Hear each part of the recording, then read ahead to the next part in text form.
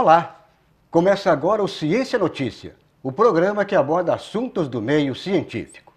Hoje a nossa conversa é sobre afasia, distúrbio que afeta a comunicação de muitas pessoas. Você conhece alguém que tem esse distúrbio? E você, por acaso, possui afasia? Estas e outras questões vamos discutir com a nossa convidada de hoje, a professora Maria Isabel Dávila Freitas, do Departamento de Fonoaudiologia da UFSC.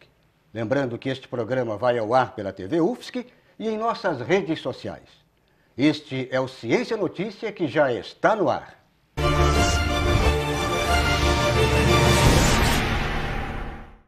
Olá, professora Maria Isabel, seja muito bem-vinda ao nosso programa. Obrigada. Bom, vamos esclarecer primeiramente o nosso telespectador, o nosso internauta. E é uma palavra, eu diria, não muito familiar, né? Afasia, professora. Na prática, o que é esse, vamos colocar entre aspas, esta palavra não tão popular, né? Sim, realmente é um termo pouco conhecido. Afasia é um distúrbio que afeta a habilidade da pessoa se comunicar. Então, a depender do tipo, a pessoa às vezes não consegue se expressar verbalmente ou não consegue compreender aquilo que ela ouve, né? Então, uma dificuldade de se comunicar causada por um dano neurológico em decorrência do AVC, que é a causa mais comum, mas também pode ocorrer, né, em decorrência de um tumor cerebral ou de um traumatismo crânioencefálico. Agora, ela teria, por exemplo, semelhança com algum outro distúrbio que possa ser confundido, por exemplo, com, vamos colocar um distúrbio, pessoa que é gaga, né? Uhum. Deve ser meio semelhante, né? Tem alguma semelhança ou não? Não tem uma semelhança. Sim, todos são distúrbios da comunicação, talvez essa semelhança exista, mas a afasia, ela, para ser considerada afasia, a pessoa tem que ter tido um problema no cérebro, né? E existe um outro tipo que não é afasia, chamado disartria, que também a pessoa tem que ter tido um problema no cérebro e ela só não consegue articular. A afasia, ela é um pouco mais grave porque ela afeta o planejamento do que se quer dizer, a compreensão. Essa coordenação cerebral, motora, ela não tem sincronia. Seria basicamente isso. Na afasia existe essa ruptura dessa sincronia. Tanto na fala como, por exemplo, em alguns movimentos, a pessoa vai escrever, ela não consegue, aquilo que ela pensa, ela não consegue passar para o papel, seria um exemplo? Isso. Eu falei inicialmente que a afasia é uma dificuldade de se comunicar, e aí é importante esclarecer que a comunicação, ela não se dá só pela fala, né? A fala é a forma mais comum, mas existem outras formas de se comunicar, por exemplo, a escrita. Então, esse dano neurológico, quando ocorre numa área cerebral responsável pela linguagem, ela pode afetar a dificuldade da pessoa escrever ou de ler o que está escrito. Exato. Então, é por isso que eu fiz questão até de colocar aqui na chamada do próprio título, né, da nossa temática de hoje, distúrbio que afeta a comunicação de muitas pessoas. Quer dizer, não é só a fala, é a comunicação, pode ser até um gesto atrasado. Pode, né? pode uma ser. mímica, um gesto. Então, é um detalhe importante. Estamos conversando sobre afasia, esse distúrbio que afeta a comunicação de muitas pessoas, hoje com a nossa convidada, a professora Maria Isabel. Ela é do Departamento de Fonoaudiologia da UFSC. Bom, professora, como é possível identificar pessoas com esse distúrbio? Sim, tanto a própria pessoa ou os familiares, as pessoas que estão em volta dessa pessoa que teve um problema neurológico, um AVC, um tumor, um traumatismo, elas devem estar atentas a essa tentativa de se comunicar e essa tentativa não ser efetiva. Então, havendo essa dificuldade para pronunciar, para se expressar, para ler ou escrever, e também alguns tipos de afasia, só para compreender aquilo que está sendo dito, eles devem procurar ajuda. Tem uma idade? Tem, por exemplo, um grau de evolução? O mais ou o menos? Sim. Existe gravidade, é importante dizer que a afasia não é progressiva, ela não progride. Ela tem a ver, a gravidade, com o tamanho da lesão no cérebro que aconteceu e o local. Quanto mais próximo das áreas que coordenam a fala, a comunicação, a compreensão do que a gente ouve, maior será o problema, né? A afasia será mais grave. Então ela não tem esse grau evolutivo. Não, ela é estática. Ela é estática. Tem a ver com o tamanho e com o local da lesão no cérebro. E ela tem prevenção, ela tem, quer dizer, tem cura, não, acho que cura não, mas tem um método preventivo que você possa aplicar? Né? A prevenção da afasia, ela deve ocorrer não da afasia em si, mas do que causou a afasia. No caso, a gente pode falar do AVC, que é a causa mais comum, né? Aliás, é importante dizer que o AVC é a principal causa de morte e de incapacidade no Brasil. Então, o AVC, para ele ser prevenido, é preciso que as pessoas tenham um certo controle de alguns fatores de risco, né? Que são a hipertensão arterial, né? Conhecida por pressão alta, o colesterol alterado, o controle glicêmico para não ocorrer a diabetes, algumas questões envolvendo o seu modo de vida, então não ser sedentário. O AVC é o principal agente, só que não só o AVC, mas tem outros fatores também que podem provocar a afasia. Os tumores ou os traumatismos crânioencefálicos, então, que são difíceis de evitar, né? Todo mundo evita, ninguém quer ter uma doença como essa. Então, acho que, de uma forma geral, a grande maioria dos casos de afasia, eles são em decorrências do AVC e o AVC tem como ser evitado, sim. Estamos falando sobre afasia, esta palavra aí, de repente, não tão familiar, não tão popular, e que é o distúrbio que afeta a comunicação de muitas pessoas. Muitas pessoas apresentam esse distúrbio. Estamos conversando com a professora Maria Isabel, que é do Departamento de Fonoaudiologia da UFSC. Bom, professora, quais são as causas desse distúrbio? As causas são da afasia, né? Elas são esses problemas neurológicos que a pessoa possa ter previamente. Então, o principal deles é o AVC. É o AVC. Isso. Então, quer dizer, a gente não pode também colocar aqui que o AVC, ele é o fator único, né? Então, tem fatores que pode ser um somatório, ou pode ser também a pessoa não ter AVC e possa também apresentar afasia? É possível? Como eu disse, a afasia ela é causada por um dano neurológico no cérebro. Então, a pessoa que tiver algum tipo de problema neurológico, e os três principais causadores da afasia são o AVC, o tumor cerebral e o traumatismo crânioencefálico.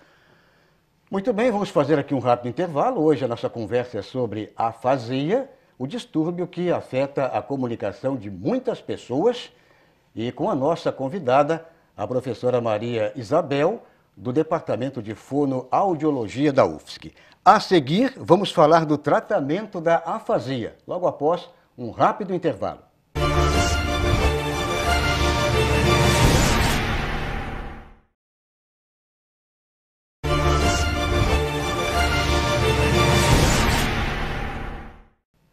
Muito bem, estamos de volta com o Ciência Notícia, o programa que aborda assuntos do meio científico. E o nosso tema de hoje é sobre afasia, distúrbio que afeta a comunicação de muitas pessoas. A nossa entrevistada é a professora Maria Isabel, ela é do Departamento de Fonoaudiologia da UFSC. Bem, professora, agora neste segundo bloco, vamos falar dos tipos, né, existentes de afasia. São vários, né? São.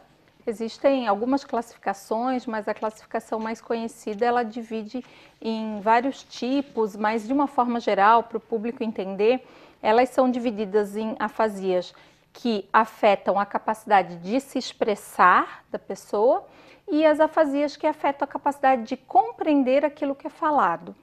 Então, são dois tipos, porque às vezes pode parecer estranho, né? Mas a gente vê pacientes que não conseguem falar, mas compreendem tudo o que está sendo falado, e ao contrário também, a pessoa compreende, fala, mas não compreende aquilo que está sendo falado. E os casos mais graves quando afeta as duas habilidades, de se expressar e de compreender. É isso que eu ia perguntar, quer dizer, pode ser as duas maneiras de... Chamada afasia global, aí é um quadro mais grave.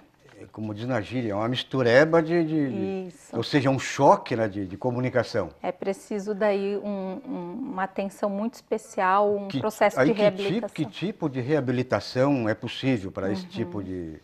Bom, sempre que a gente fala de reabilitação de pacientes, a gente acredita num mecanismo neuronal chamado plasticidade, né? Que é a capacidade que o cérebro tem de se reorganizar diante de um dano que ele sofreu.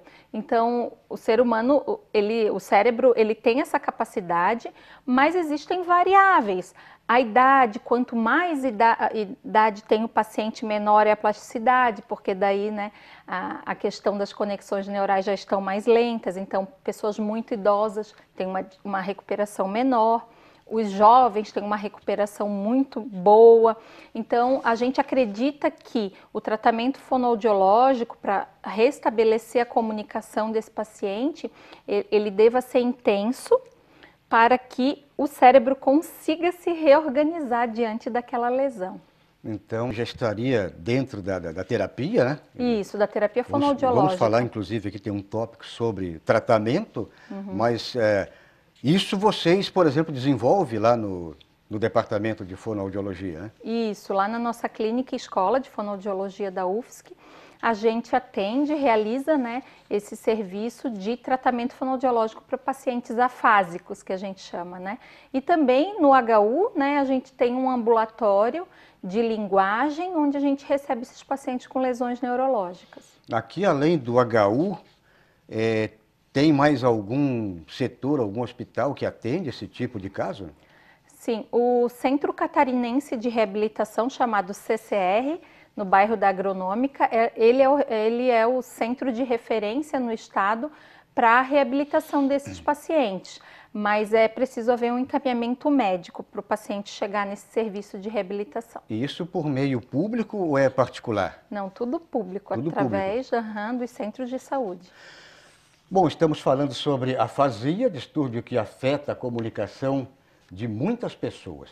Hoje com a nossa convidada, para este ponto de pauta muito importante, a professora Maria Isabel, do Departamento de Fonoaudiologia da UFSC. Bom, professora, como é se comunicar com pessoa que tem afasia? Tem, eu diria assim, uma maneira especial para isso?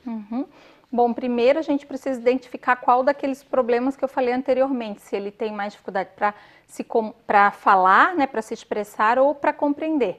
Mas de uma forma geral, pontos que servem para todos os pacientes. É preciso que familiares e amigos falem devagar, né, pausadamente, com frases curtas, que busquem enfatizar o tema do que está sendo conversado.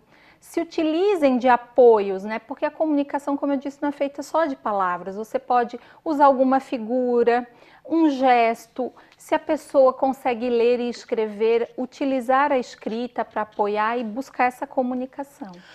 Agora tem um detalhe importante, talvez o nosso telespectador, o nosso internauta queira saber dessa. Eu acho que é uma parte importante, né? A pessoa que apresenta afasia, essa pessoa tem condições, por exemplo, de ser um profissional de determinada área, quer dizer, carreira acadêmica, de ser um profissional, ou ele tem esse problema, quer dizer, ele tem que ter um tratamento especial e ele não tem como evoluir na vida? Sim. A afasia, ela tem tratamento, é possível reabilitar esse paciente, claro, sempre considerando o tamanho da lesão e o local, mas ganhos sempre são possíveis e a depender da profissão que o paciente tenha previamente, a gente faz adaptações. E o grande objetivo do tratamento fonoaudiológico para esses casos de afasia é realmente a reinserção social dessa pessoa, né? Nós instruímos a família e os cuidadores a reinserir esse profissional no que ele fazia antes. Claro que às vezes é preciso, como eu disse, adaptações, mas sim, já atendi pacientes que eram professores, que eram profissionais da comunicação, por exemplo, vendedores que precisam expor seu produto para poder vender e tal. E a gente tenta fazer adaptações, consegue ganhos e até às vezes consegue reinserir o profissional no seu campo de trabalho, a depender do grau, né, da gravidade. Porque é um distúrbio, podemos dizer, genético? Não, não é genético. Ele pode se apresentar, então, lá na tenra idade, mas também já depois de uma idade mais avançada, né? Porque como os fatores que causam a afasia são problemas neurológicos, na verdade, pode acontecer afasia em criança, tá? Pode acontecer por um traumatismo, um tumor cerebral, a criança ter afasia, mas são casos raros. Não comum? Não é muito comum nem em crianças nem em jovens, é mais comum em adultos e em adultos, né, da metade para frente da vida adulta, quarta, quinta década de vida e já na velhice, né, nos idosos. Mas ainda atualmente, com a questão de acidentes automobilísticos e tudo, a gente encontra e recebe pacientes jovens que ficaram afásicos. Ela pode se manifestar, então, por meio de um acidente? Sim, desde que haja um traumatismo, né, no cérebro e afete as áreas de linguagem, a pessoa pode ficar com uma dificuldade. Muito bem, estamos falando sobre afasia. Hoje é o nosso ponto de pauta, o distúrbio que afeta a comunicação de muitas pessoas. A nossa entrevistada é a professora Maria Isabel, ela é do Departamento de Fonoaudiologia da UFSC. Professora, para fechar agora este segundo bloco, como é realizado, vamos falar agora de tratamento, né? Tratamento desse transtorno, terapia, você já exemplificou, mais algum detalhe importante? Eu acho que colocar informação para a população de que a UFSC ela tem uma clínica e escola de fonoaudiologia que fornece tratamento fonoaudiológico gratuito em várias áreas da fonoaudiologia e o telefone para que vocês obtenham informações sobre inscrições e acesso ao tratamento é o 3721-6111. Ou pode também entrar na página do Departamento de Fonoaudiologia, né? Eu também gostaria de sugerir o site da Sociedade Brasileira de Fonoaudiologia, porque nós temos, né, a campanha de conscientização da afasia. Vamos falar um pouquinho depois? Isso, e lá no site da Sociedade Brasileira de Fonoaudiologia é possível encontrar informações. Muito bem, vamos então fazer mais um intervalo. Hoje a nossa conversa é sobre afasia, distúrbio que afeta a comunicação de muitas pessoas, com nossa entrevistada, a professora Maria Isabel, ela é do Departamento de Fonoaudiologia da UFSC. Vamos para um rápido intervalo. A seguir, o que você deve fazer se desconfia que tem afasia? Logo em seguida.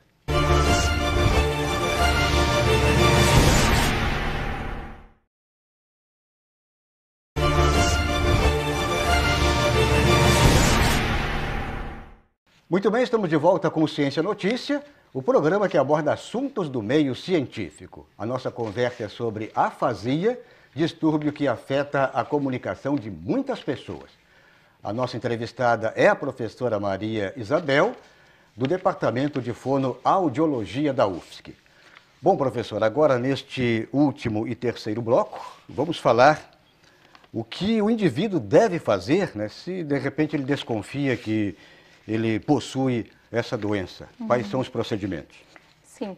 Se a família ou o próprio paciente perceber que há uma dificuldade para se comunicar após esse problema neurológico que a pessoa tenha sofrido, ela deve procurar o médico, né, de sua confiança, expor essa dificuldade, falar que essa dificuldade apareceu após esse dano, né, esse problema no cérebro, ou mesmo procurar diretamente algum serviço de reabilitação, né? Mas através do sistema público de saúde, a entrada é através do centro de saúde, então passando numa consulta com o médico e fazendo essa queixa para chegar até o fonoaudiólogo. Ele tem que passar pelo posto de saúde lá da comunidade, lá do bairro onde ele reside, né? E aí o médico encaminha... Faz o encaminhamento, isso. Ele pode encaminhar para vocês lá o outro setor na própria cidade. Isso, ou isso em outras cidades que possam estar nos assistindo, sempre pelo centro de saúde é a melhor escolha, né? A pessoa que mora, por exemplo, no interior, como a TV aqui, ela atinge basicamente a grande Florianópolis, ela alcança, né, a região aqui, cidades aqui do interior, o procedimento é o mesmo, ele tem que passar lá pelo posto de saúde e de lá, se eles encaminharem aqui para vocês, o HU e tal, a pessoa vem para cá e já tenta resolver o problema. Né? E às vezes algumas prefeituras, muitas delas já têm fonoaudiólogo na sua equipe de saúde e às vezes o paciente é atendido mesmo já na sua cidade. Já é possível? Sim, algumas cidades existe... Pelo menos o começo, o princípio. Isso, né? Bom, professora, outro detalhe importante também, estamos falando sobre a afasia, né, que é o distúrbio que afeta a comunicação de muitas pessoas. Nossa convidada é a professora Maria Isabel, ela é do Departamento de Fonoaudiologia da UFSC. Outro detalhe, onde é possível obter-se mais informações sobre a afasia. Você falou do site, né, do próprio site da fonoaudiologia, mas além disso, a pessoa que de repente ela pode pesquisar na internet, ela tem condições, aonde ela pode buscar mais informações? É sempre importante buscar sites que sejam de confiança, né? Que sejam de instituições reconhecidas, porque a internet cabe tudo, né? Mas eu indicaria, como eu disse anteriormente, o site da Sociedade Brasileira de Fonoaudiologia, que é www.sbfa.org.br.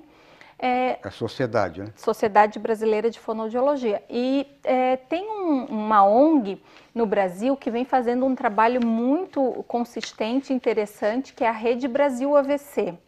Lá nesse site vocês podem acessar várias informações sobre o AVC e as consequências que ele causa, dentre eles, né? Dentre elas está a afasia, então tem explicações muito interessantes, eu indicaria esse site também. Além da internet, a pessoa tem como ligar, tem algum telefone, por exemplo, a pessoa que não tem muita habilidade, né, com internet, a pessoa já mais de idade, ela tem algum telefone para contato, de repente, aí, o próprio telefone de vocês, lá talvez na nossa lá, né? Clínica, na nossa clínica escola da UFSC, a gente recebe telefonemas de pessoas se queixando de algum problema na comunicação e a gente pode sim prestar algum tipo de esclarecimento. O telefone... De repente ela tem dúvida, ela própria, ou então alguém que ela conhece, ou da família. Às vezes quer saber como faz, para onde vai levar o paciente. Então lá o telefone da clínica escola é 3721-6111. 3721-6111. Isso. Isto. Bom, tem mais um detalhe importante aqui também, que eu acho que é interessante passar para o nosso telespectador, o nosso internauta aqui da TV UFSC, sobre a campanha. Tivemos agora uma campanha no mês de junho, foi isso, né? Sim.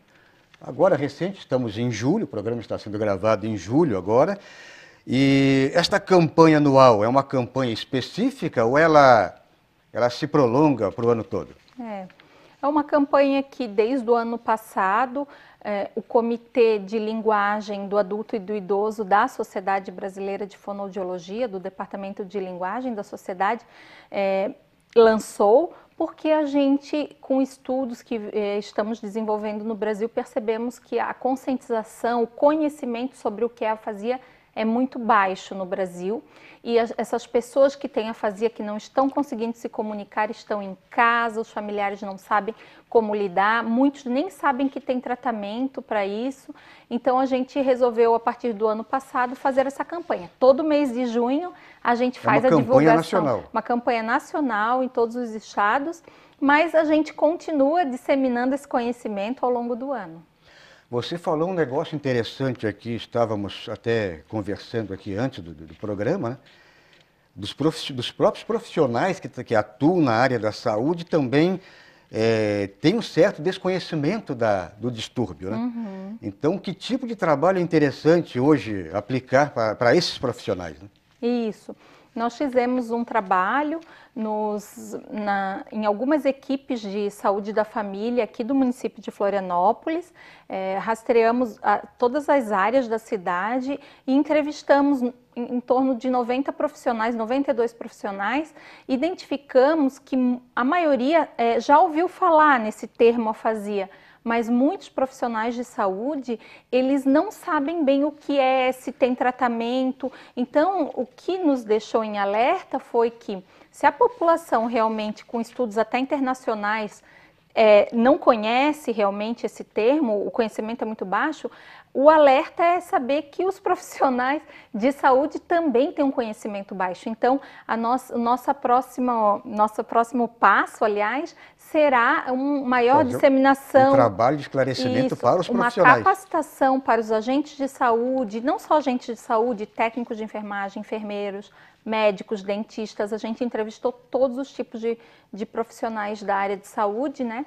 Várias classes, e percebemos que há um baixo conhecimento, especialmente no que tange ao conceito e como tratar esse problema. É que eu fico imaginando, se o profissional da saúde não tem esse conhecimento que deveria ter, profundo até, porque faz parte da área de formação, e então você vê o grau de desconhecimento da população. Então, esse trabalho que vocês pretendem fazer, eu acho que é de suma importância, não é isso? Uhum. Especialmente, Valdo, porque a comunicação ela é considerada um dos pilares da qualidade de vida do ser humano. Se a gente não consegue se comunicar, a gente não fica tão feliz, né, como era anteriormente. A qualidade de vida é abalada da pessoa. Porque antigamente as pessoas diziam, não, mas eu vou procurar uma área, eu não gosto de falar, né? Então eu não gosto de me comunicar verbalmente, eu vou procurar uma área que eu vou falar muito pouco, né? Hoje, quem pretende fazer alguma carreira, mesmo alguma carreira, eu diria de nível médio, você tem que passar por uma triagem, tem uma entrevista, que você tem que, de uma maneira ou de outra, apresentar uma comunicação razoável, básica. Então, a pessoa deve se preparar, né? E se tem algum problema, procure o departamento de fonoaudiologia, né? Para apresentar. Se tem algum problema de afasia, algum problema de gagueira, algum problema mesmo de comunicação. Tanto nas questões de comunicação, que envolvem também as questões auditivas, nós também fornecemos todo esse tratamento. Também, né? Muito bem, chegamos ao final de mais um programa, hoje falando sobre a afasia, o distúrbio que afeta boa parte aí da comunicação das pessoas, de muitas pessoas, aliás, que apresentam esse distúrbio. Falamos com a professora Maria Isabel Dávila Freitas, do Departamento de Fonoaudiologia da UFSC. Professora, agradeço pela sua presença e até uma próxima oportunidade. Obrigada, eu que agradeço pela oportunidade. Este foi o Ciência Notícia, que volta na próxima edição. Agradecemos pela sua audiência e até o próximo Ciência Notícia.